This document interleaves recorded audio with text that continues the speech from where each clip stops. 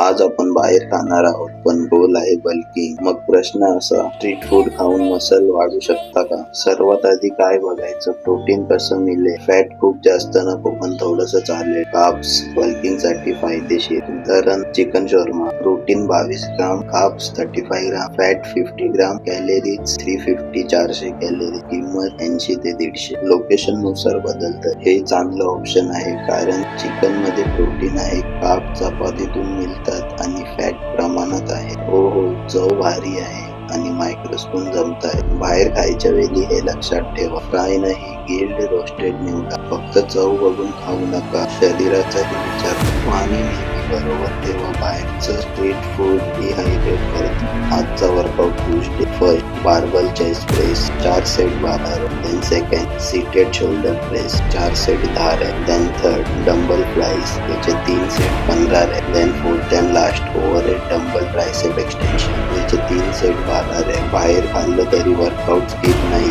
इथेच बॉडी बनते. बाहेर खाणं टाळू नका, फक्त स्मार्ट व्हा. जेवताना डोकं वापरा, मग फक्त पोट नव्हे, मसलही भरते. काही स्ट्रीट फूडचे तुमचे फेवरेट ऑप्शन असतील तर खाली कमेंट करा. उद्या भेटू अजून बरी सेशनसाठी. Thank you. Tomorrow. Good bye.